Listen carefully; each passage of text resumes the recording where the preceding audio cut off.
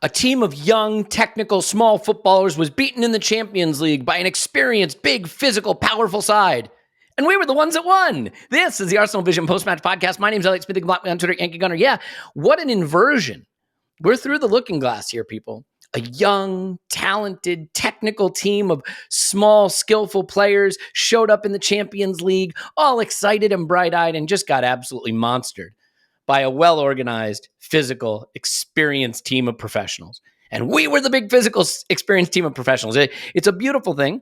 Not that I didn't enjoy our days of being diminutive, ball-playing, skillful wizards, running around the pitch. Some days it went great.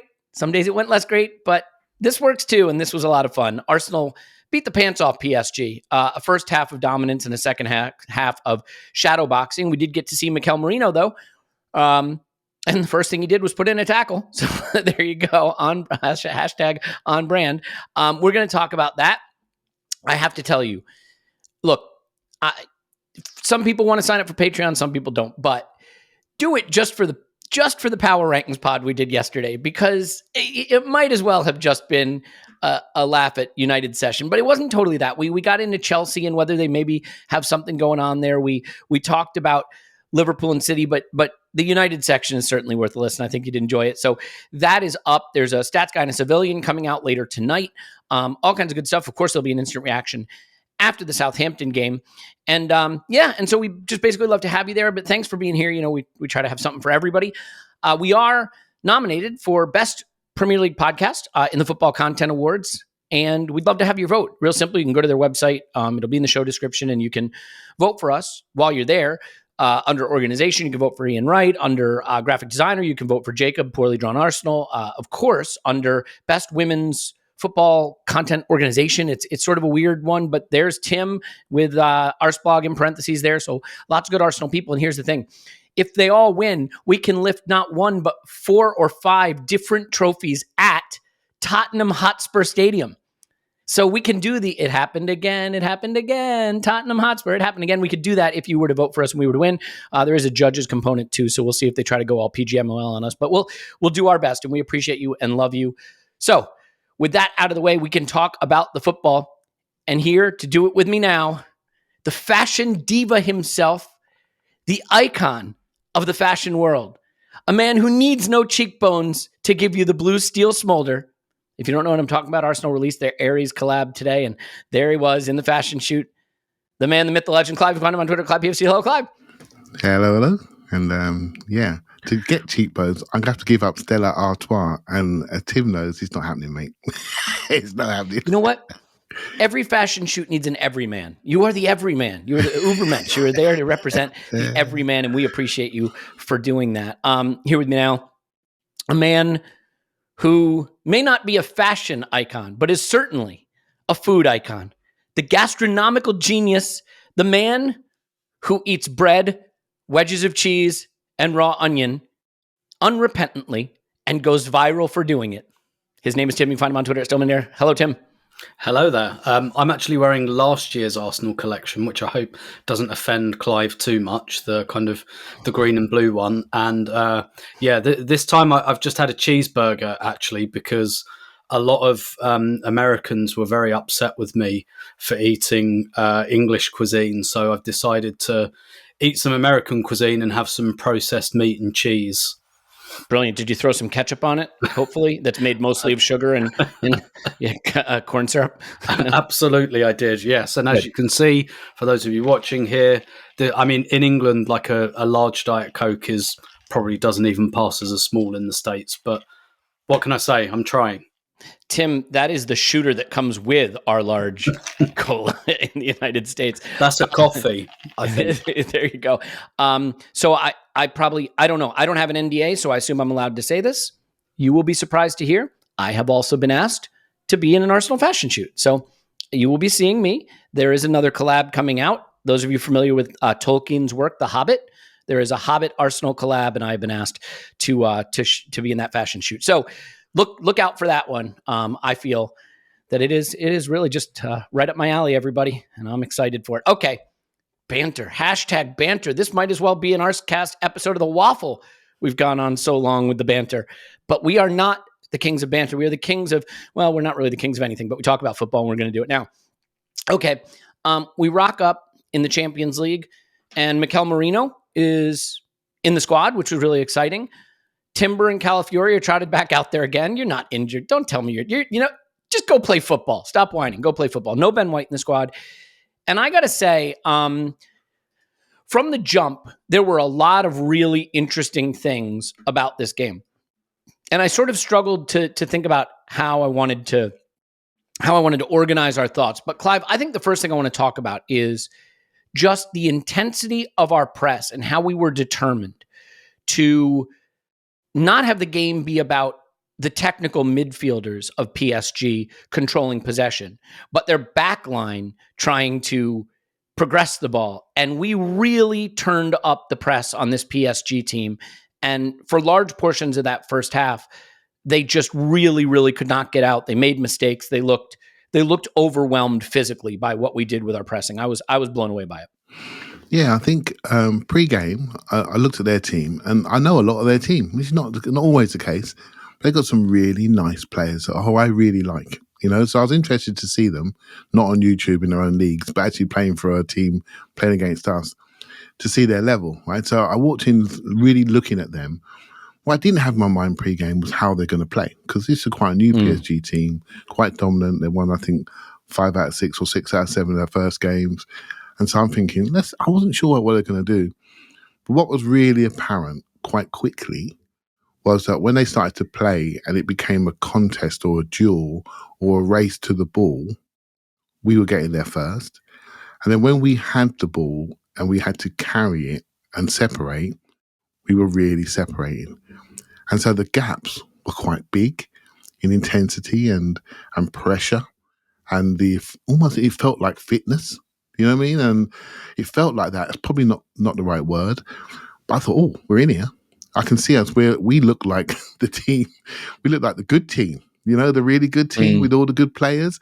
And we were just getting the ball as we liked, And and it really did. It's very difficult when I know you watch it on TV, you get a really good sort of camera view of all the contests. You can predict what's coming ahead. When you're in the ground, you're watching the moment where the ball is and what's happening with that individual player.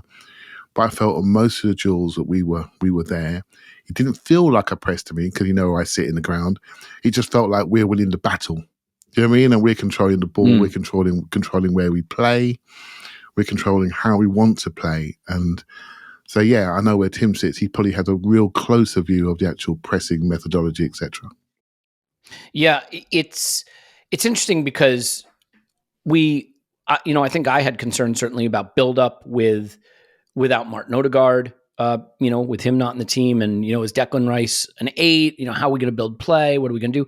First of all, because of the intensity of our press and the degree to which we keep teams back and win the ball back high up the pitch, it really takes a lot of the burden off the need to do that sometimes. But Tim, there was another thing about this game that was really interesting to me, and I don't think this is totally new because we've seen it when Tomiyasu played left back. He did it against Manchester City in some instances, or a couple other games where we've seen this, but we were doing some really interesting things with our fullbacks and midfielders.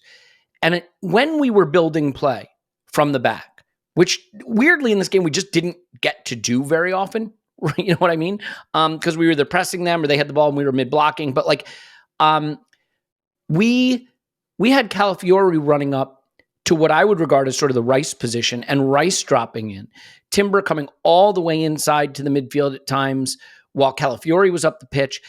You probably had a better view of it. The one downside, to your point, Clive, about a camera view is you only see what they put in the frame. So you can't really tell what the whole shape looks like in terms of where those players are going. Do you have maybe a good explanation for those rotations and what was happening? Because it's such an interesting thing, but I don't know if I fully wrapped my head around what we're trying to accomplish with it yet or what we're trying to do. It certainly looked like what it did for us. When we got the passing right, it looked like it helped us play out of their press. And we had some times where we played out of our press and all of a sudden Calafiori had the ball in in their half, running the ball forward with a numerical advantage. But I'm not sure. What do you think about the organization of the fullbacks and the midfielders and how we were using that to our advantage. Yeah, I'll preface this by saying I wasn't at the game. I gave my wife my ticket. Oh, right, of course. Sorry, mate. I didn't realise that. Yeah, that's all right. Sorry, man. Maybe I should have got her on the podcast. But I've seen this like the last few games. Definitely saw it in the Leicester game as well, where sometimes like Declan Rice is basically on the left wing, essentially. And then like actually in the first, and when it went until it went to 2-0, I thought there was loads of passing out from the back in various kind of patterns. And you look at that shot Saka had early on. I think it was at 0-0, maybe our first shot that just went over. That comes from a sequence of passing out from the back.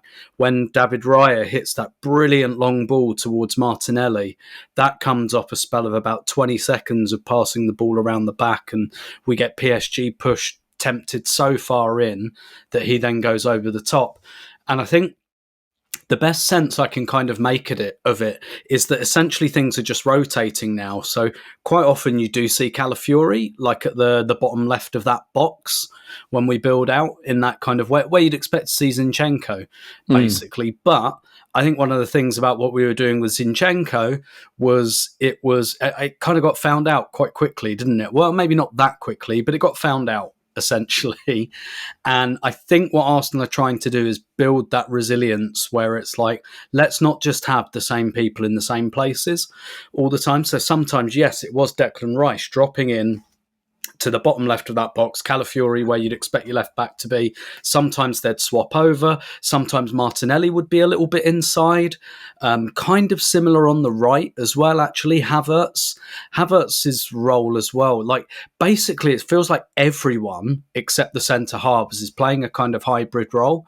Because Havertz, when we have the ball on the right, he is exactly where you'd expect Ødegaard to be. He's right next to Saka, sometimes even wide of Saka. But when the ball builds on the other side, he's looking for opportunities to get into the box. So it kind of feels like we've come to this stage where we've got like 8 players playing hybrid roles, and Rice, just going somewhere between left wing and like the left 6, I guess. Timber as well was really making himself available for those passes from Partey. So when Partey found an angle to kind of pass on the angle to the outside, like Timber would be kind of a little bit perpendicular to him. So a lot of the patterns we're using, like, it just feels like we've gone to another level on it, in that we have 3 or 4 different ways of playing out. But like, the team is so in tune now, and we're far enough in this project, and some of the players have been together long enough, blah, blah, blah, that like they've just got 3 or 4. We've talked in recent weeks more kind of macro about how the team can do several different things, and it's kind of the same in build up. There's like 3 or 4 different patterns they have, and they seem very, very comfortable with all of them. So I think this is about essentially trying to build a bit of resilience, make us less predictable, because one of the things that has happened in most Arteta seasons, we go on a big run where no one can touch us, then we hit a wall for 3 games where we don't win, teams work us out, we go to Dubai, we work on something else, we come back. There's no Dubai this year, there's no January break, and I think that maybe Arteta's thought, we don't want to hit that wall again. We don't want to do the same thing for 15 games and then games 16, 17 and 18 we get caught out. That's my kind of overall read on it.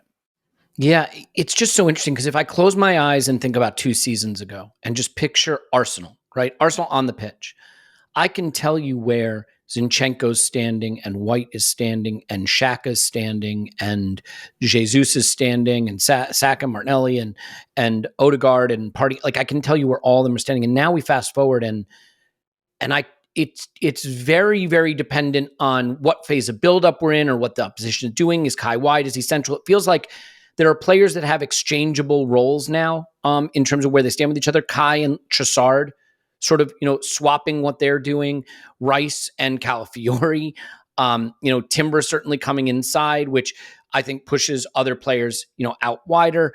So it is very different, I think, than it has been in the past. And Clive, I'm curious how you think about that, how you think about maybe the way we use that to break the press and why we're maybe not why, because I mean, why is because we want to win and we want to be good at football. Like the why is because it works. But what we're trying to accomplish with the rotations and the positions that the players are taking up. Yes, it's a bit of a long one, really, and I think. Well, go for it. Yes, I think this isn't a YouTube short, mate. Just get into it. I think if you think back just a short time ago, to prep for this one, I did watch the Villa game actually, just a little look at it to remind ourselves of the front six blocks we were facing. Remember that? We had to fight through Villa's block. When Villa brought their subs on, they didn't do their job as well, and we sliced through them and got the 2-goal win, right? So, but we were talking about a little while ago about going over the press because we had to, because teams are all doing the same things. And what we were doing, we were keeping Rice high, keeping Odegaard high, to try to keep people away from our base group so we could build play that way, right, out to the wings. And then it caused us issues with transition play. Rice's starting position was too high. People were saying he's only getting 20 touches a game, blah, blah, blah. So now we've developed again. Odegaard came out. So we move away from 3-man pods for me to 2-man relationships that turn into triangles, but late, right? So that's to me what we're doing. So now we're playing football. Elliot, I mean, you know me a while now. This is my dream sort of football, right? So where you have two dynamic fullbacks that are strong, that are proactive, that cradle the team, a double pivot that start double pivot, but on the slant, on the angle, that can travel depending on game state, either side, seesaw style. I like a tall four, but now we're playing double 10s, double 9s, whatever you want to call them, in the interior, and 2 wide men. This is what I love, right? If you said to me, we all have, this is what I love. But what we're seeing now is much more relationships in 2s and much more late occupation of space. And so when you have 11 good footballers, I include a goalkeeper in this, and you include a left back that can receive it back to goal, everyone's a player. So when they look around and see somebody like Rice go to a touchline, Calafiori just trots inside. He doesn't wait, look to the coach, because he can handle the ball inside. The same for Timber. He can handle it as almost like a left high 8.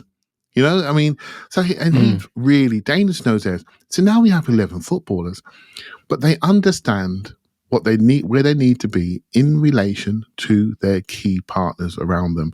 So when someone moves out, someone moves in, and it's instant.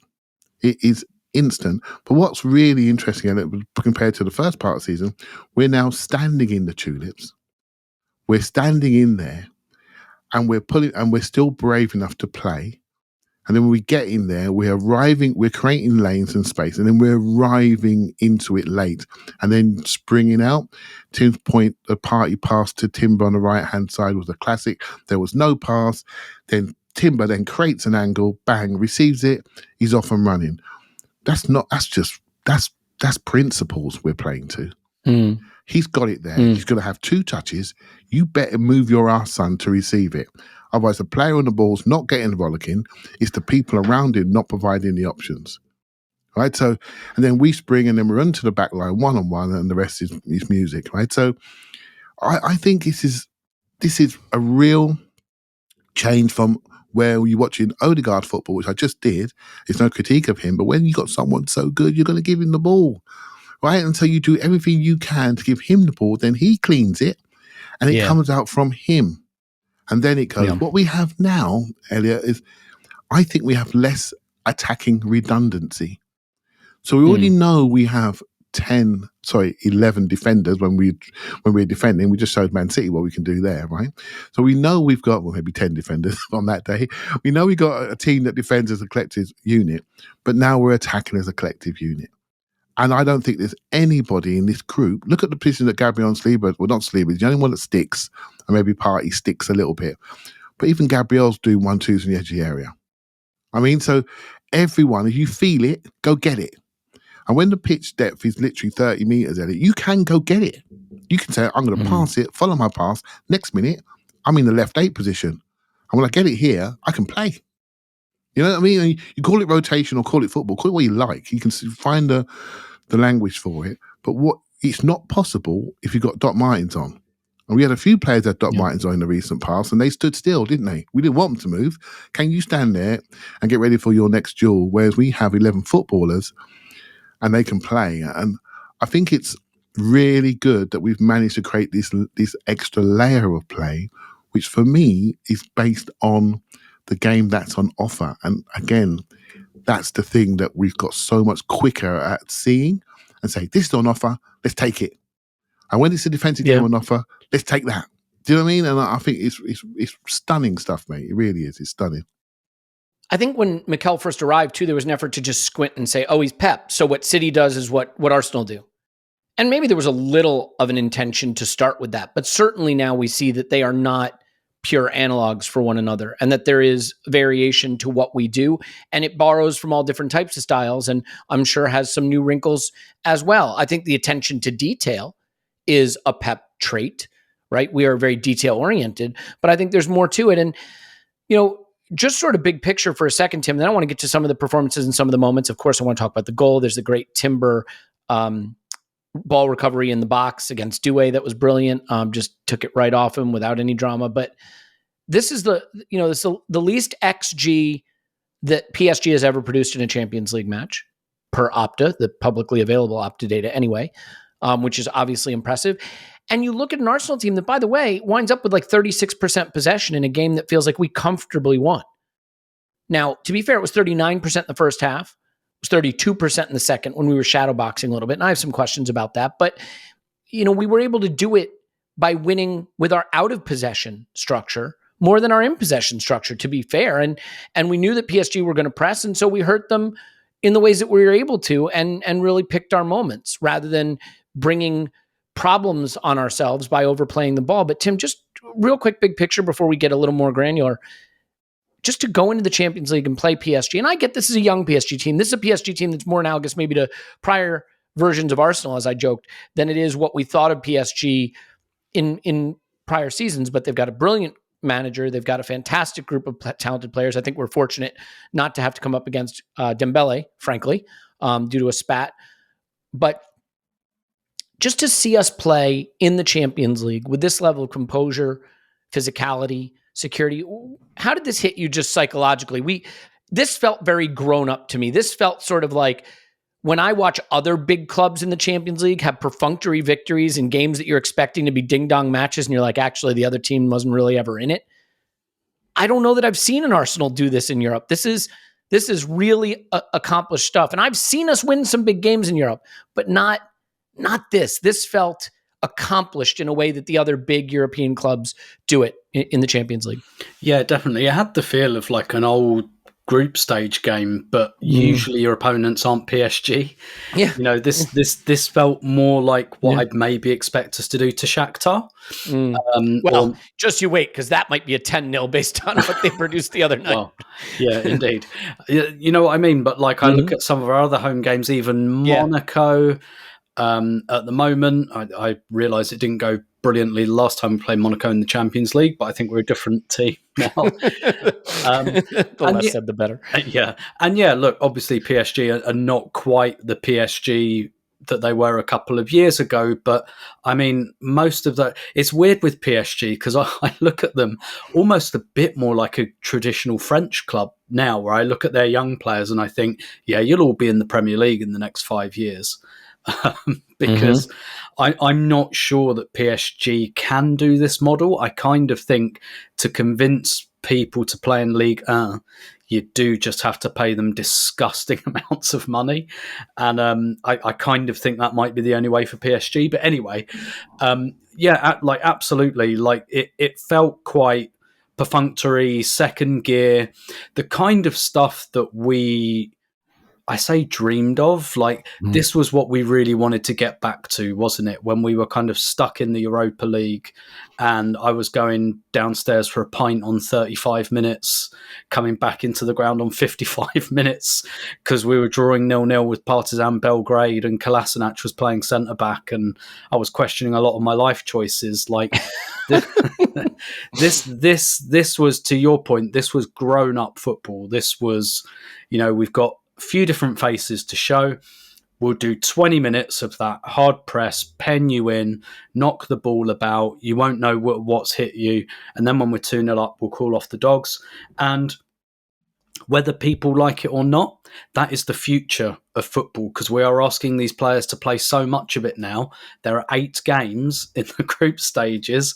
Like, I'm sorry, people, you're going to get a lot of 45-minute games now. That is what's going to happen. Like, teams are going to want to do this. They're going to want to get it done half-time, make the second half a non-event. And for us as well, I think Atalanta was almost not quite a false start, but because of where it fell in the fixture schedule, we kind of had to just get a 0-0 and get it done, like clean our hands of it. It didn't feel like the beginning of a Champions League campaign. Actually felt like an inconvenience as a fixture, really. And so it was on a Thursday, let's remember, on a Thursday before going to Manchester City after the derby. Yeah, exactly. And I guess we know a little bit less, well, most of us know a little bit less about Atalanta. So this game felt like, right, where's our pitch at the moment? Because, like, I think we should win this game, but I don't have a great idea of PSG, but I think we should be winning this game. But let's see where we're at versus like a good European team who should be going, like, in their current state, as it were, or the current state of flux, who should be going to the knockouts, who we could easily, like, this could easily have been, like, they got to the semis, did they, last year, or semi-final last year, right? They were on the nice side of the draw. They were the one that lost to Dortmund, I want to say, in a tie where they hit the post 6 times. Is that right? Yes. 7 times? Something like that? Yeah.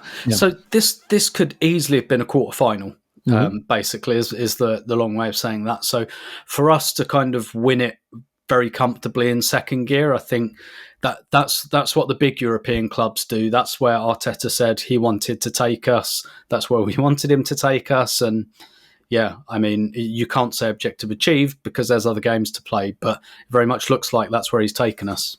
Yeah, look, the right-hand side in the second half was probably a non-issue. Calafiori shouldn't be playing right back. Everybody knows that, and the game was won.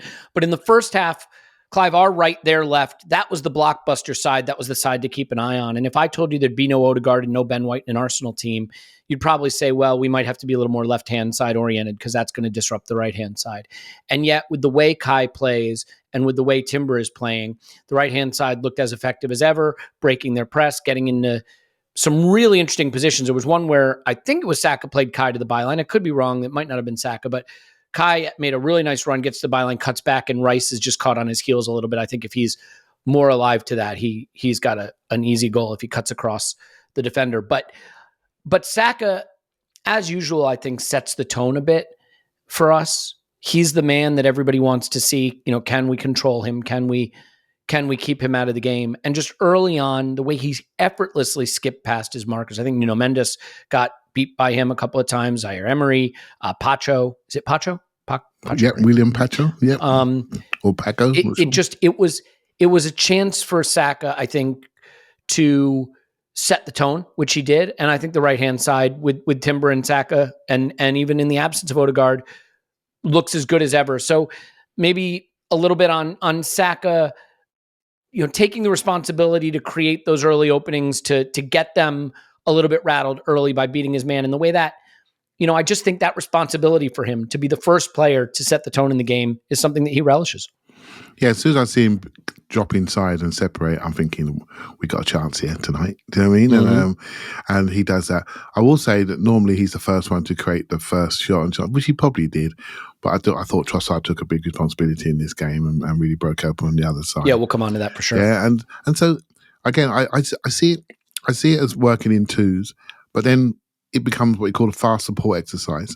And so you have your twos working together, and the third man comes in and creates like a late run, I call it a floating triangle. That's just my own words. I'm not sure if it makes sense, but and it's like you float in and then you create the extra man, but you arrive into it late. I think that's been the key difference. I think a lot of positional play, we're already there and we're trying to pull people into areas, you know, and say, good, we overburden the middle, we empty it, and then we say, come out to our right pod, come out to our left pod. Can you handle us? And when we go past on the outside, we're coming back into the position of maximum opportunity, which is the goal zone to score. And that's been us. The people have been kicking us to death on the exterior, kicking Saka, kicking Odegaard, and we've ignored the left-hand side. Now we have a balanced team. You know, so Saka does his normal stuff. I mean, these numbers against Leicester were ridiculous, you know, and he just does it every week. Tim made a couple of great points here. I almost want to re-emphasize. One, a lot of the PSG players, I will continue to scout them because they will be playing in our league. They have got some real talent. They're just not quite ready yet. And I'd probably take any of their midfielders, honestly. yeah, Vitinha, João Neves, certainly. It's just levels, right? It's just levels that they're playing in, and they'll learn a lot from this game, and they'll kick on from this game. And two, this is football. This is football now. Be efficient. Do your job. Make sure when you have those moments of superiority, like we did against Bayern last season, and we didn't deal with them. They scored 2 goals in our purple patch. That can't happen. At European level, I thought our patience, composure, and execution was really good. But once we got it, we started to save the petrol tank. And it's frustrating for the watching public on occasions because second half, mate, I was scrolling, and that's not really what we should be doing. And because this is PSG. And I don't want PSG ever to feel like we're playing Blackburn. Do you know what I mean? And because this is PSG in the Champions League, and we had that before, and I was umming and ahhing whether to go to a Bayern Munich game. Well, how arrogant was that a few years ago? Now, when Bayern Munich came last year, I was queuing up for 2 days. Do you know? So it's like, never take it for granted that we're where we are and how we got here. And even a year ago, when we played Bayern, we weren't as assured as we were in this game, where we looked like it was inevitable we were going to end up where we were. Yeah. And to your point, by the way, you said Saka usually creates first shot. Saka took the first shot. It was that curler. In fact, it was the Salah shot that Salah just scored it yesterday in the Champions League, but Saka took the same one, just missed the angle of crossbar and post. But what I love about that, actually, that comes from Martinelli's out wide. He plays it into who? Calafiori between the lines, cantering away from the midfield, plays a really smart ball out to Saka, who decides to take it on his own, cuts inside and just misses. And, on Calafiori, he does have that unbelievable comfort on the ball that is not, I think, consistent with the body type that we see. He's big, he's strong, he's physical, but he really has that ability. The manager said he has the capacity to occupy different spaces. He's really comfortable with that. He's already done that in Italy, and that's why we signed him. First of all, he's a great defender. He has this presence and energy and full commitment in the reaction that he does, and he's really brave. He doesn't care in those situations. He wants the ball. He wants to make things happen with it, and he's happy to play in different roles. And I definitely think we see that versatility and that comfort in different zones of the pitch being a big part of what he does. I will say, everything about him that we saw in the scouting video, I think has come out to be the case with him, but he's not quick. And I think I knew that he was not quick, but I don't think I knew he was this not quick. And Achraf Hakimi just absolutely burned him for pace at one point. And I do think that that's going to be a thing to keep an eye on, in terms of his recovery pace, if that does get exposed a bit, because he does look like he could use an extra little step of pace. The funny thing is he looks faster bursting away from people with the ball at his feet than he does recovering back. But, we'll see. I mean, he's also playing a lot. I mean, remember, there was doubt whether he'd play in this game because of some muscular stuff that I guess he felt after the last game. So still probably just getting up to full fitness. Tim, I want to talk about Trossard and Kai Havertz, maybe together, because they're becoming this sort of dynamic duo, exchanging roles. Leo's central, and then Kai's dropping in, and then Kai's central, and Leo's dropping out. And I think I probably have not been as complimentary to Trossard as I should be.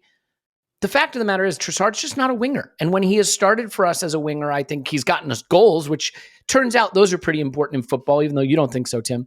But But when he's played in more interior roles, I think you see the full gamut of what he can do. And in fact, in this game, he even had some times where he ran away and looked like he had some real burst to him. But beautiful delivery. And Kai Havertz, what can you say? You are putting yourself in a place where you might get your lights punched out by the keeper. You're taking a big, big risk there for your team on a big stage. And he's rewarded for it. I thought this Kai and Leo performance was true leading from the front. Did everything asked of them. And I don't know what to say other than Kai Havertz is looking like the player we can't replace, the player we don't have a direct replacement for. And it gives me no pleasure to say it, but the small Jesus cameo again, sort of reinforcing the point in my mind that we don't really have the strength and depth there at the moment with the form of some of the players that we've got. So keeping it on the positive, the Leo and Kai combination and what we're getting from them and their ability in central spaces to befuddle defenses with their movement and their quality. Yeah, I mean, I'd say on the latter point, again, just remember the first thing Arsenal tried to do this summer, right? They tried to sign a massive striker, Benjamin Sesko, and we had reports that they were willing to listen to offers for Gabriel Jesus, and maybe we're beginning to see why. Can I stop you for a minute, too? Because every time Sesko scores a goal, it's the most holy shit goal you've ever seen. Like, the guy doesn't score ugly goals. He just hits the ball so hard it looks like it's going to explode. He had a brace in the Champions League this week. In the first one, he gets in behind the line, a great pass from Openda, and he just leathers it off the bar and in. It's almost crazy, a bit like what's his name at Villa, John Duran. I always call him Duran. His name is Rio, actually. Very good. Yeah. And so anyway, the Havertz Trossard partnership. I think what's great about it, sometimes like when you looked at the shape in this game, particularly in the first half when we were really on top, it's basically 4-2-4. At times, like there really was a line of like, you know, Martinelli, Trossard, Havertz, Saka, and almost like Trossard and Havertz were like a pair of inside forwards. But I think the great thing about their partnership is that if you were to try and pin someone down and say, what is their actual position? You wouldn't be able to answer it in one sentence, would you? Like, is Trossard a left winger? No. Is he a centre forward? No. Is he a number 10? No. Is he a number 8? No. He's kind of all of those things at the same time. And it's very similar for Kai Havertz. It's like, is he an 8? Is he a 9? Is he a 10? Well, he's all of those things, basically. And I think what's clever about, and I think it really suits both of them, that fluidity. And perhaps you get more from Trossard, just because, to your point, when he's on the wing, he's a low touch player. He's not someone you want taking on a fullback, but he's very good at ghosting in and getting on the end of stuff. In this more inside position, we see him more on the ball, and he's actually very good on the ball. He's got a really good, that low backlift kind of cross. He's very good in short spaces. He doesn't need a lot of backlift, and that's largely because he's very two-footed. And when you're very two-footed, it gives you good balance. For example, it's one of the reasons the Ajax Academy teaches it. It's not just about having two good feet. Having two good feet makes you more, gives you better poise and balance, and he's really got that. And the goal as well, what I love about it, the other really clever thing about their partnership is because neither of them really posts up, like the centre backs don't know what to do because they don't have anyone to mark. And when you look back at that, the Havertz goal, I compared it to a goal Sanchez scored at Leicester a few years ago where Ozil clips it in, and it is very similar. But if you look at where Havertz starts his run from, he's not up front. He's not already in the area. He makes like an Aaron Ramsey style run. He sees Trossard swivel the ball on his right, and then he goes, and that makes him so hard to pick up. Don't get me wrong, if he'd been standing like in the area, that still might have been a goal because he can still probably beat players to the header. But he's had a couple of headers in the last couple of games from standing starts, and you can see they're harder. He hasn't quite converted them. Had one against Leicester, which he just like, because he's trying to generate so much power, it just went past the post. Same goal, the south end of the stadium. And I think he had a similar one in the second half against Leicester where, again, he's standing there, so he has to generate all the power. Whereas on this one, he gets a good 15-yard run on it. And then you've only got to meet it, which he does very, very well. And I'm still undecided on whether he angles that header really nicely or whether he's thinking, I'm about to get whacked. And I think I'd kind of rather get whacked. There are parts of my face that if I'm going to get punched, I might prefer to get punched rather than taking it like square on the nose or in the jaw. But yeah, it's a really clever partnership. It really works for both of them because they're both hybrid, fluid players. And look, I know you made this point earlier. If you'd have told me, like, first of all, finding a way to play without Ødegaard is really useful. This is really useful because this means if Ødegaard, and Clive, you've made this point a few times over the last few years, that sometimes, occasionally in the bigger games, Ødegaard, sometimes you can't find him. This means we can take him off if we have to, and we can do this instead. And you know, like that's 2/3 of the right side kind of gone in the last couple of games. And who's noticed? Who's talking about it? No one. That right side has been together for over 2 years, nearly every single game. And, you know, Timber, to the point, like, we don't have to like put Ben White out with one leg, and then when Timber feels something in the second at half time, another big advantage being 2-0 up at half time. So it had been 0-0, we might have had to have asked him to keep going and risk something, but 2-0, get him off, don't worry about it, we'll close the game down. And I just think that Havertz Trossard partnership has really, really blossomed. I do really like them together. Even when Trossard's on the left, I don't think he's as involved, but I don't think he scores a lot of the goals he scores without Havertz in the area, occupying defenders and giving them conniptions as well. So it's something we've really had to lean into without Ødegaard. And so far, I mean, we asked the question, didn't we? Like, what are we going to do without Ødegaard against teams we're expected to beat? Well, at the moment, we put up our highest XG ever, basically, against Leicester, and we were 2-0 up against PSG at half-time. So, long may that continue for as long as it needs to. Amen. On Havertz's performance, Mikel said, so powerful, but as well, so intelligent. That does sound a bit pep. So powerful, but so intelligent. The way he occupies the spaces, the way he connects everything together, his work ethic, and now he's around the box and you have the feeling he's going to score a goal. The goal was superb. I think overall the performance was as good as from him, so really pleased with that. Clive, your thoughts on that duo, the challenges they're creating for the opposition and our reliance on Havertz in particular? Yeah, the good thing is we've arrived at this solution really quick, and because we haven't gone through the hierarchy and said Jesus should play, we've said, no, these two have the relationship. And we all know it, don't we? So we're not dumb, aren't we? We know Jesus is a good player, but at the moment, I think he's struggling for relationships in the team. And that's it. He looks a bit of a lone wolf at the moment. When he finds his relationships, he's back, right? So it's just what position is best for him to do that, right? So because this team is based on partnerships and how we move together, and solo artists are not it, mate. At the moment, they're just not, and it's going to be interesting when Ødegaard does come back in, the role he takes up, and because I quite like these 2x2 system, and almost like a line down the middle. You can draw a line down the middle. You got Partey and Rice one side. You got Trossard and Havertz one side each. You know what I mean? You got just fullbacks, and it's just a line going down the middle. And I quite like it. And then they start to rotate and move and create those 3-man units. So I love this. It's going to be so interesting to see what we do. Those two guys are they seem. Like when you look at Arsenal, it looks like a team that get on, that want to support each other. And the things that I really like about them is how they sacrifice for each other. And they sacrifice offensively and defensively. So they're prepared to make a run, knowing not going to get it. Timber made 2 or 3 underlap runs that were massive 40-yarders just so Saka can get a good cross or a good shot off. Not wanting the ball at all, prepared to do it. Then when Timber feels something at half-time, unlike Nottingham Forest's first game last year when he felt something, we brought him out after half-time. Who knows what would have happened, but that's how you learn your lessons. No risks are taken, right? And then suddenly you got Calafiori standing there. We know he's on the edge of an injury. We know that against, a pretty sharp player. So what do? We basically... Saka then sacrifices himself as a defensive player for the second half when he has every right to say, well, you know what, I'm the man. I'm my main forward. I'm goals and assists all day long. Nope, he does it like it's his last job.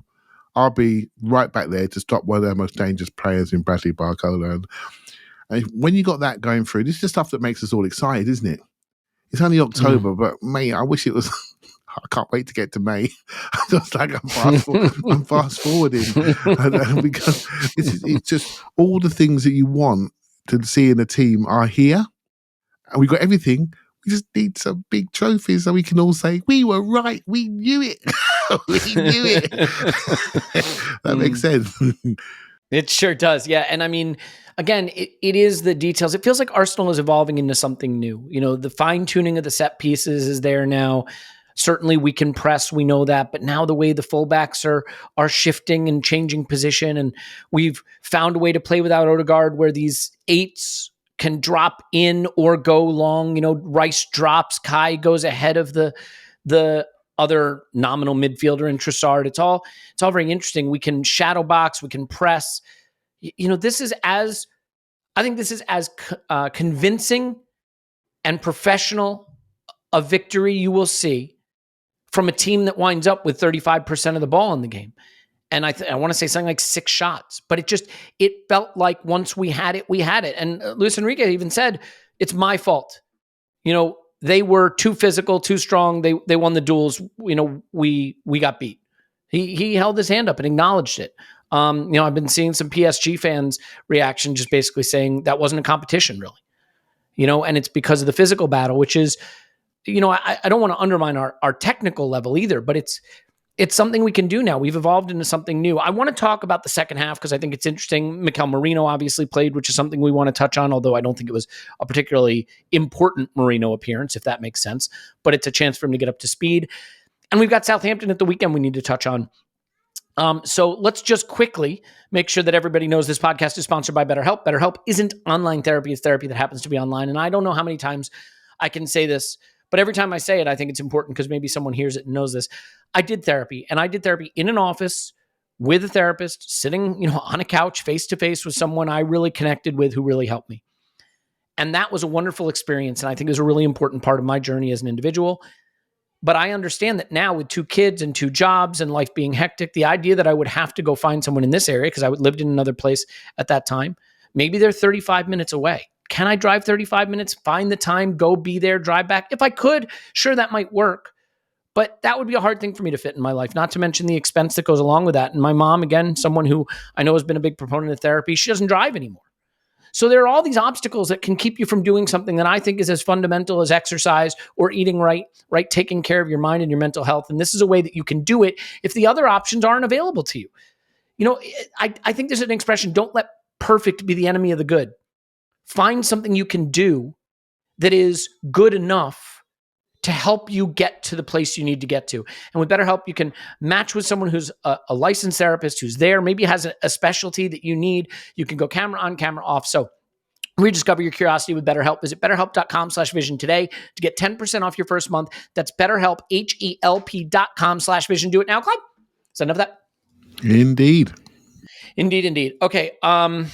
So quickly on the second half, obviously Timber had to come off. It sounds like he's fine. My guess is we probably didn't want to start him in this game. I mean, this is a lot of minutes. Mikel even said it's a lot of minutes coming off a big injury and having just come back. He said he was unbelievable in the first half, but he felt something muscular and he was uncertain. And I didn't want to take any risks. He's been out for a year. He's played a lot of minutes, probably more minutes than we wanted in the last few weeks. And we have to manage him.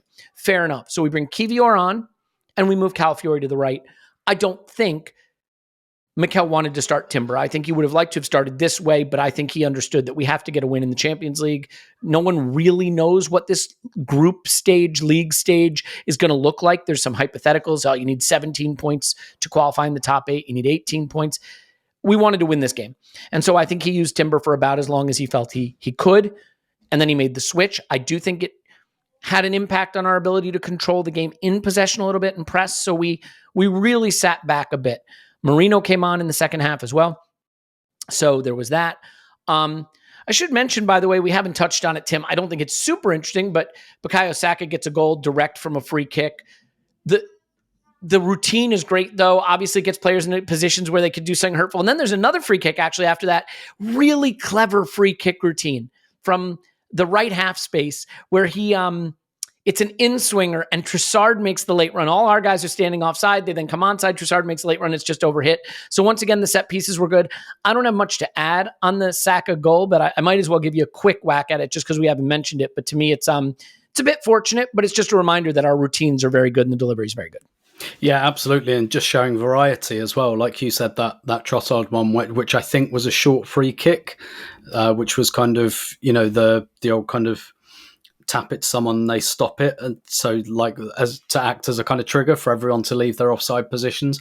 And I think it probably demonstrated 2 things. One, that PSG are a little bit wet behind the ears, and set piece. We saw it ourselves some years ago. Set pieces can be one of the areas you suffer, as either a young player or not entirely physically developed player yet.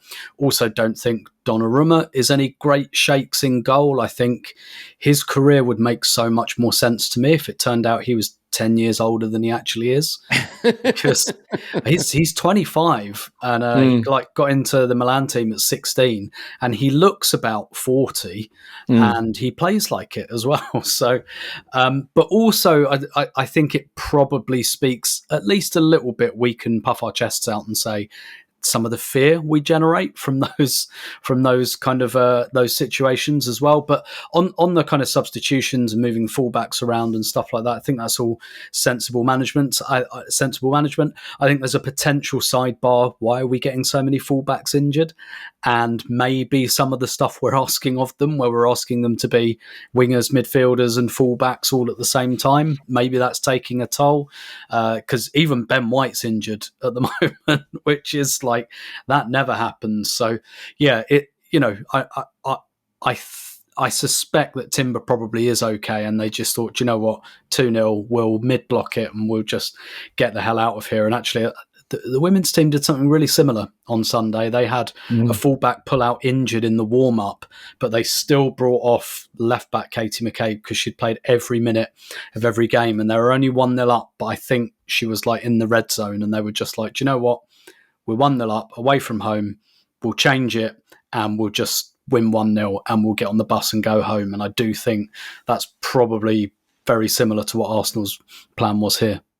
Yeah, I really do think so. And Clive, the change, as I mentioned, to bring on Kivior and move Calafiori to the right, I think it affected our fluency a bit.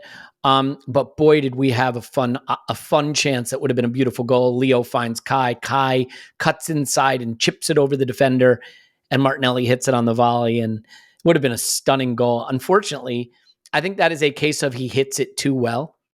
Right? Yeah, perfect. You want to slightly slice across it, maybe slightly, or slightly pull it, but he hits it dead center sweetly, and Donnarumma's just standing there to block it. Martinelli had another chance later. He also had a chipped cross to Kai for a header. I think what I would say with Martinelli is there's still more end product that we need from him, of course, but his influence, that sort of the end product, the pure end product, like assists and goals, maybe isn't back at the level we necessarily want, although obviously he had a goal and assist at the weekend. But the getting into the box and getting shots again and creating danger again, like that part is there. I think he's the kind of player that can be perfect for the Champions League, where you might have a little more space to attack. What do you think of that? I mean, the volleyed goal would have been beautiful. It really would have been, but overall good influence there. Yeah, he's fine. He would have filled our timeline, that goal, because it was like, that's something I could see. I've watched a lot of football last couple of games. So yeah, it would have been one of them we'd remember for many a day, right? So I don't worry about him. We need that threat of transition. We need that speed. Need someone to carry us up the pitch on occasions. He's vital. I think he's been well managed as well, by the way. One thing I can see from where I am at the moment, I can see the subs warming up a lot. And boy, do they want to get on. There is a real desire to get on and be part of the party and part of the show.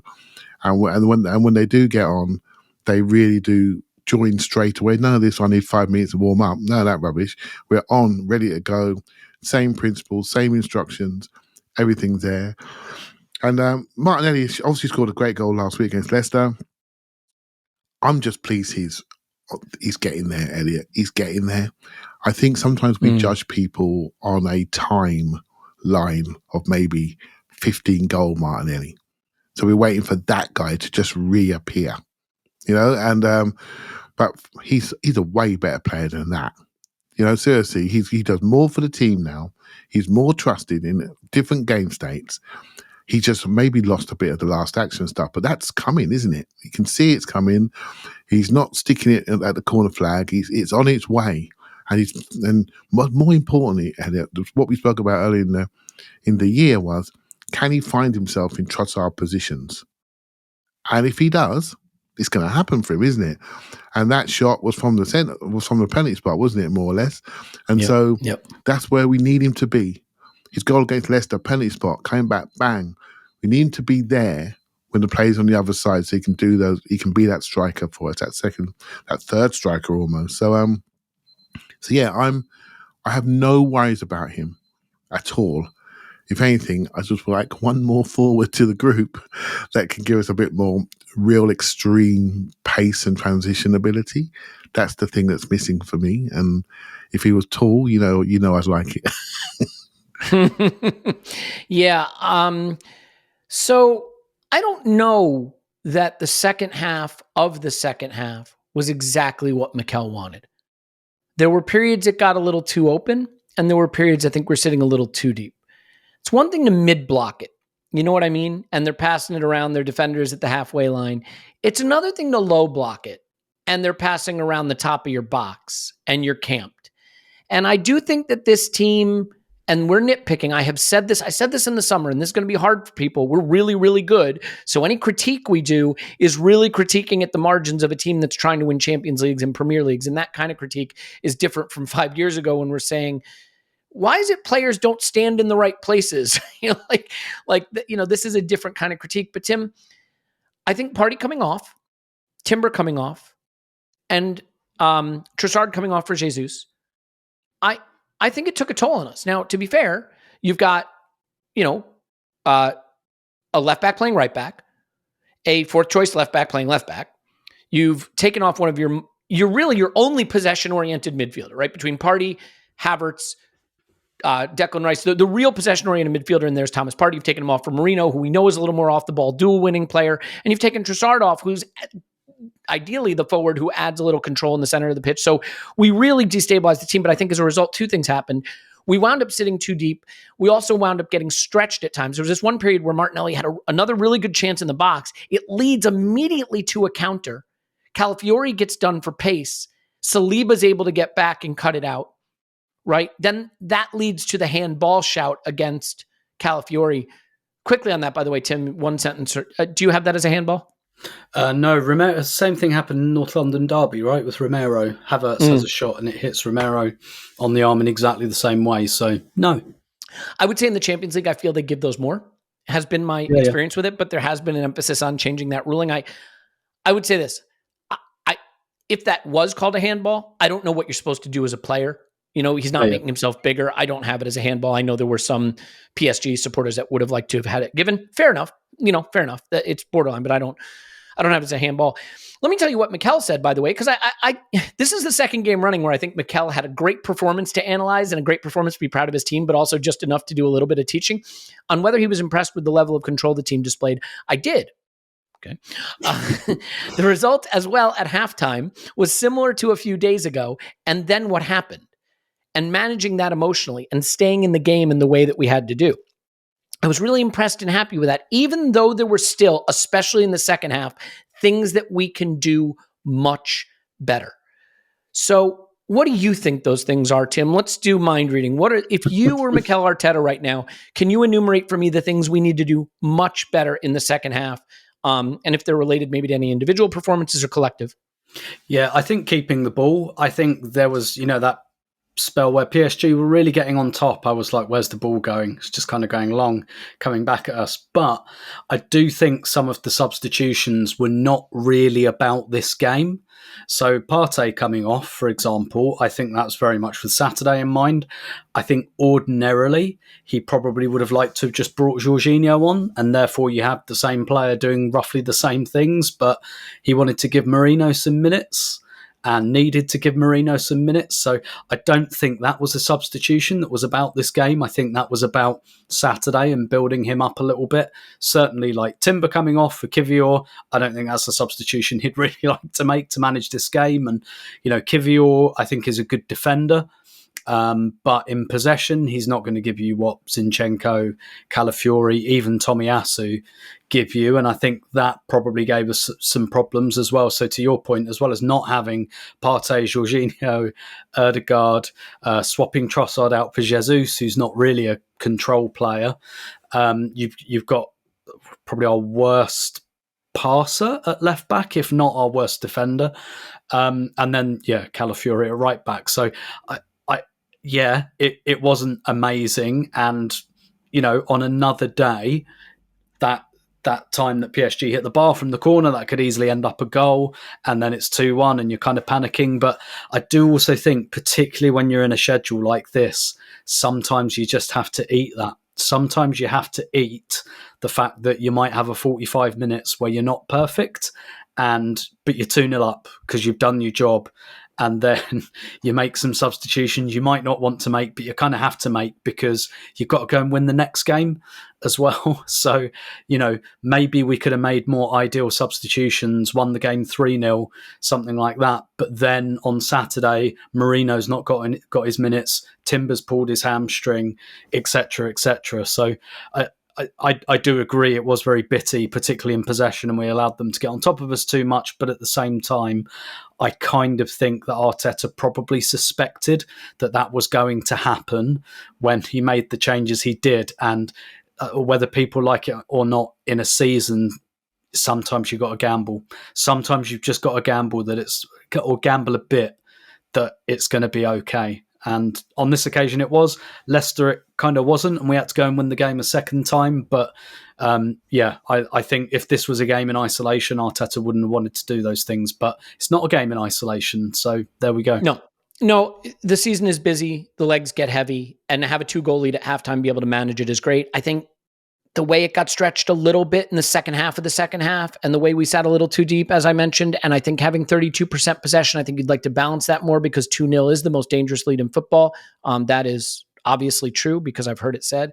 But you laugh, but all of a sudden they get that penalty or something and it's 2-1. And now a game where you've been very comfortable, and they've created the lowest XG in their Champions League history or whatever the heck the stat is. Like, now you're sweating it a little, kind of like the Leicester game at the weekend. So I think that there's a balance there, Clive.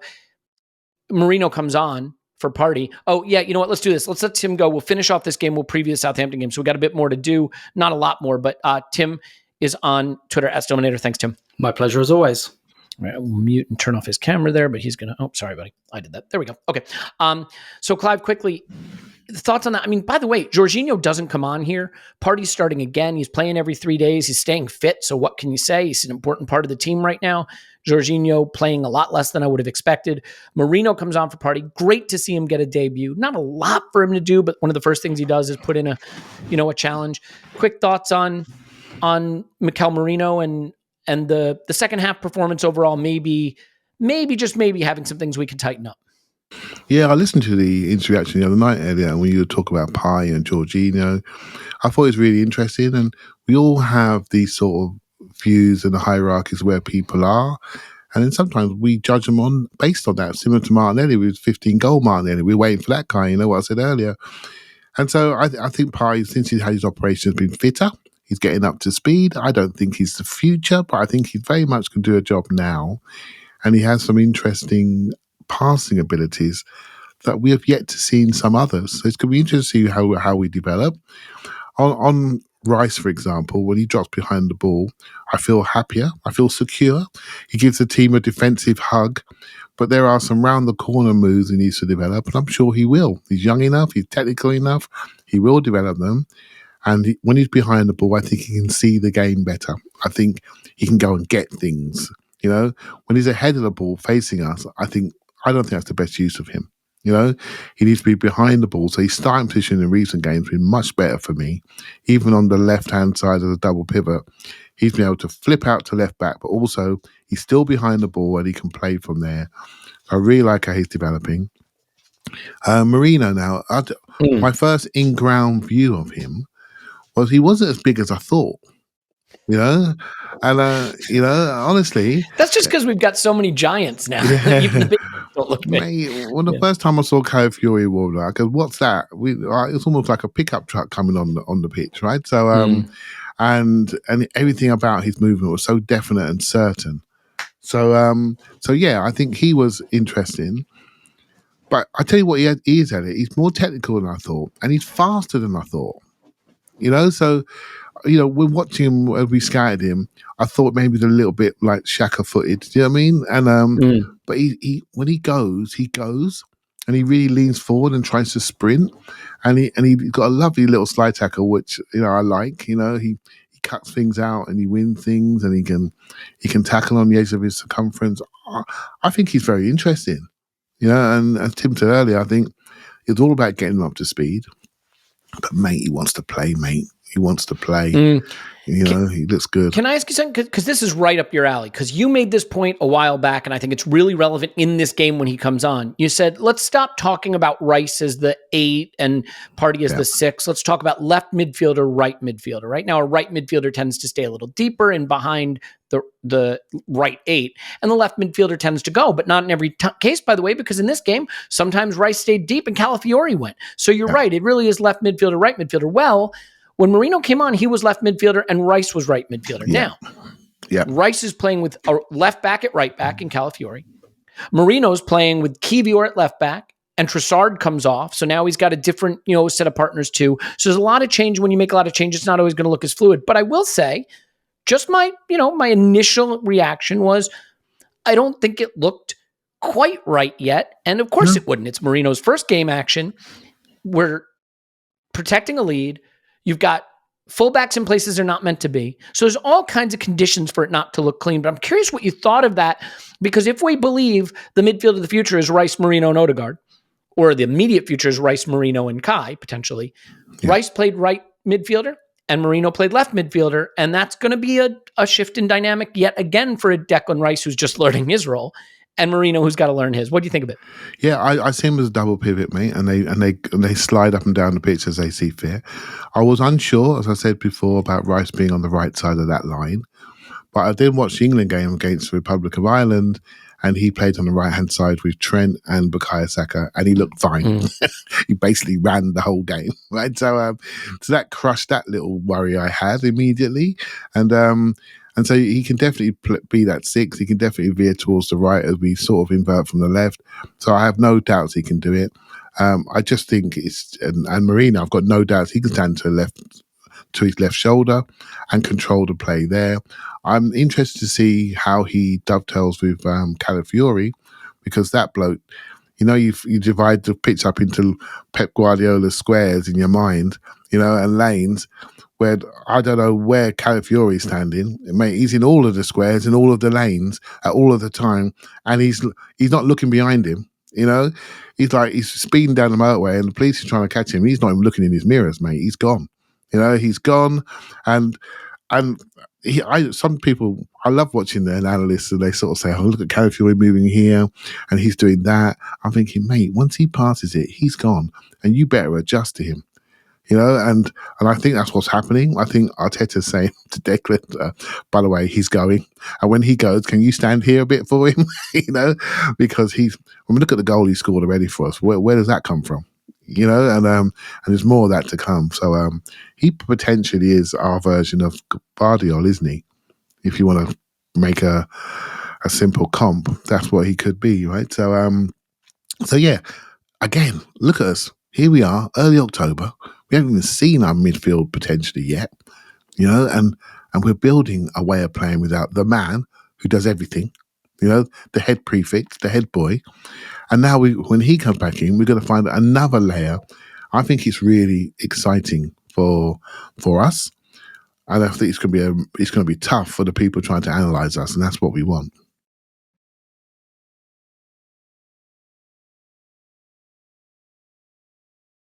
You're on mute, mate.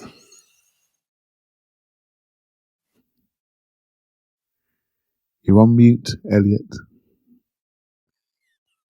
Well done. Thank you, Clive. What I was saying before I was so rudely interrupted by my own ineptitude is that, he did win 3 ball recoveries, 2 tackles. He is going to be a ball winner. We know that. That's something that's going to be there no matter what. How he plays in possession and build up, we're going to learn about that. There's a lot of learning still to happen with that player and with Calafiori.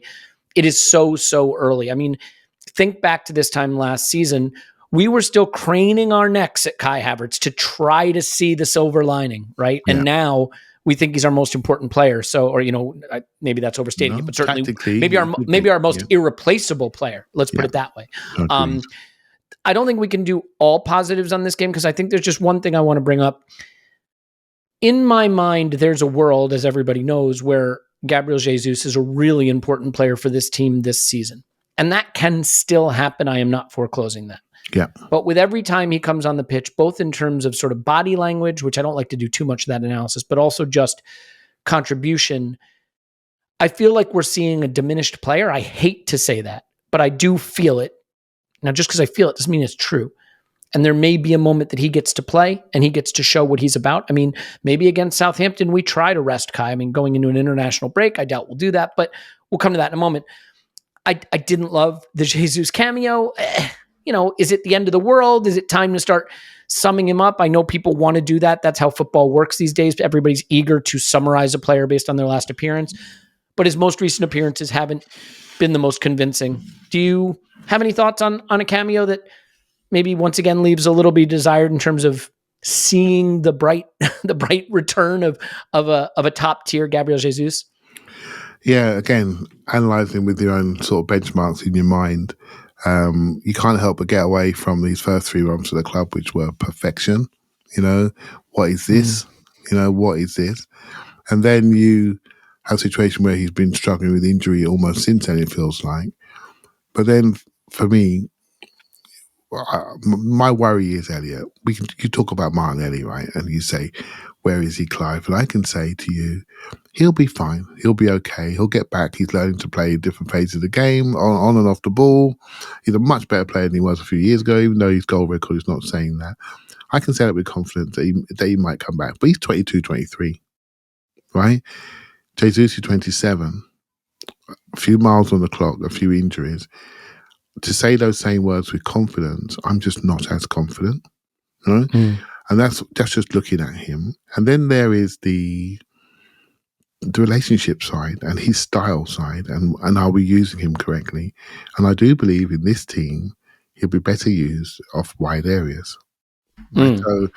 And then when he is, and there's a level of acceptance that may be part of his role, then I think we may see a player accept that, But I also would like him to sort of work in a way, and we saw it last year, so it's not too far and distant past, that he plays with a Kai Havertz properly as a front two almost, or a false 9 pairing, but he's comfortable playing in a pair and not stepping on his toes, going left, right, all over the place.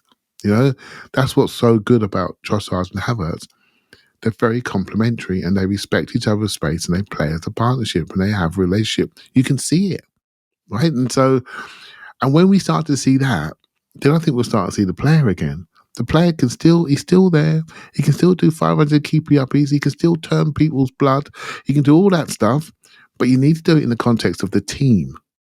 And that's the bit I'm worried about, if I'm honest with you, Elliot. That's just a message that needs to get through. But that's how I view football. I'm a collective guy. Some people are sitting listening to me saying, but Clive, we need a maverick. We need someone that we don't know what he's going to do. Do you know what I mean? And I say, yep, you could be right. But I need to know where to find him. When we're trying to build up. I need to know where he is so we can bounce off him. In my mind, I like that. I like to see ball progression reach a point where we know where that person is and we can work from there. A lot of that time has been Odegaard in the past. A lot of that time has been Saka in the past. Jesus is a little bit harder to find. And in 2024, we found it a lot easier to play when we can find Kai Havertz. So be available, son. Can we see your boots? Can we see you regularly? Can we get you playing in your relationships? And then you'll be back. All the rest of the stuff is there. And he looks quite sharp at it. I say when I watch him, he doesn't look heavy. He looks fit. He looks sharp. He's just struggling to find his role. And maybe this level of acceptance needs to happen. That's how I view it. I know he's your man. Does that make sense to you? Yeah, it does. I mean, I think the urge or even the need to sum up players based on the last couple of appearances is understandable in a social media age when attention spans are short and what matters is the last thing that happened, right? If a player scores a great goal, they're great. If they miss a big chance, they're done, they're trash. And so sometimes you have to be, first of all, you have to be willing, though, even in that environment, to look at a player, run the rule over them, do the analysis, and come away thinking, you know what, I don't think they're playing well right now, or I don't think they're good enough. Just because, that analysis may be knee-jerk at times doesn't mean it's always wrong, and vice versa. I think he is young enough in his career and has a skill set that I still think can be helpful to us. And I tend to agree with you. I think it is increasingly likely that that's in wide positions. I am not prepared to rule him out, but I think I am starting to be prepared to say that the return to form that is reminiscent of when he first arrived is increasingly less likely, if that makes sense, or feels less likely now. Yeah. And he finds himself maybe in a position where he's going to be a little dispirited, which is, I came to Arsenal as their star striker signing, and I'm back to being what I was at Manchester City, which is an impact substitute and a utility frontline player who comes in when other players aren't available. And for a guy who was the ballyhooed player we went and got to play the most important position in football, to be back in this position, I'm sure is hard for him, especially as a guy who leveraged that good period with Arsenal to be Brazil's number 9. There's that too. Like, how do I stay in the Brazil plan? How do I stay in the Brazil squad? How do I stay in the thinking? He's probably not going to be in that squad. He's probably not going to be that guy, at least in the short term. And all those things impact how a player's feeling. And, we forget these are human beings. And as a human being, this is probably a really difficult period for him. He goes away to a World Cup wanting to do something special with Brazil. In what should be one of the happiest moments of his life, he does his knee. It costs him his World Cup. It then costs him his place at Arsenal, his big move. And it seems to have subsequently cost him his opportunity to be the man at Arsenal and the man in Brazil. And that is a really hard thing he's going through. So he's not just going to need physical quality to overcome this. He's going to need a lot of emotional quality to overcome this, psychological support to overcome this. And I can be sympathetic to that struggle, but also acknowledge that right now it doesn't look like it's happening. So, there's a human side to it, and then there's the sporting side to it. So that it is what it is. As a final thought on this game, I just want to say Miles Lewis-Skelly makes his Champions League debut, a wonderful moment for the young man. And if you haven't seen it yet, go on social media, hopefully not for too long because it tends not to be a great experience, but go on social media and find the video of his mother reacting from the stands at the Emirates to him getting introduced and coming on to the pitch for his Champions League debut. A really nice moment for Miles Lewis-Skelly. Yeah. Yep. As she has every right to be. Okay. Finally, thank God. I don't know any other way to say it, but thank God international football is back next week. We only have one more game of this nonsense club football before we get back to the internationals. But we do have to try to beat Southampton at home. Southampton currently sit 19th. They have a draw and 5 losses. They have a -9 goal difference, I believe. They have 3 goals for, 12 goals against. It hasn't been a classic start to their return to the Premier League. Their last game, they lost 3-1 at Bournemouth. They have drawn Ipswich. That was their lone draw. They lost to United, which is about the biggest sign that you are shit that exists in football currently. They lost to Brentford. They lost to Nottingham Forest, and they lost to Newcastle. Clive, this is one of those classic moments, right? This is a team that has hurt us. We owe them one. And maybe Mikel can use that to get the players up for this one more big hurdle before the international break, coming off a big PSG win and City and Spurs and the emotion of Leicester. We need a perfunctory 5-0 victory like we used to get at the beginning of 2024. Does he dare rotate, or is this a case of give me one more performance before the international break for Mikel? What do you think? He should not rotate.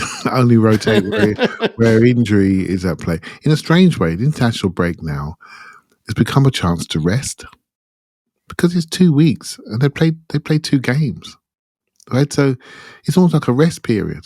And I never thought I'd say that, because being back in the club game, you're playing 3 times in 7 days, and so yeah, it's not as bad as it used to be. Even Phil Foden might turn up this time. So I see Dominic Solanke's been selected, so fair play to him. So yeah, I picked the best team. My worry of the game, Elliot, it's my little worry. Aaron Ramsdale's in goal, and if he turns into Peter Bonetti, then we're in a problem, right? So and that's one of those games. So I worry about that, but I also worry about the fact if we do stick 5 past him, what that will do to him, because I quite like him. Do you know what I mean? And I don't want him to walk out the ground with his head down, So and I want to get back into the England squad because I think he's good enough, You know, I watched the game against Bournemouth, and some of his passing from the back was outstanding. He's not David Raya because he hasn't got the layers of passing, but he's very brave. But he's passing out to young players. There's a couple of players I like there. The player called Tyler Dibbling, who's 18-year-old, looks like Chris Waddle, very leggy, carrying sort of wing forward type player. There's a Chelsea loanee there called, I'm going to butcher his name, so apologies, Leslie Ugachukwu. And a player who's played out of France. Again, one of my YouTube ones I scouted a couple of years ago. Vieira style, bounding player from midfield. Very tall, very leggy, very much a carrier. Of course, Chelsea bought him and then loaned him out, and waiting for his value to go up, right? And then they'll move him on. Again, a player I looked at, but they look like a young academy team, I'm afraid, and they're playing academy football, and this is the real world. And the manager, Russell Martin, used to manage MK Dons, which is quite near where I live, so I followed his career from then, and he's always been a really expressive build-up coach. But is his philosophy working for him? Is he playing with the right level of forwards? Is he got the right level of physicality?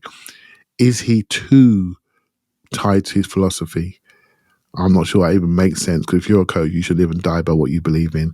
But there has to be a level of adapting to what's in front of you. And they're just not, I'm afraid. So hopefully it'll be a steady day. I'm going and I'm meeting one of my workmates up there, Mark, and I'm going to have a good day. And hopefully it's on the back of a nice chunky win where everyone's happy. But I'm not sure I can happen for Southampton, I'm afraid. That's what I'm hoping for. Yeah, everyone's happy who supports Arsenal. I think it's important to emphasize. It is interesting. There's a part of me that says, could we have just kept Merino wrapped in cotton wool? Clever, right? Clever. Like it. I like Merino.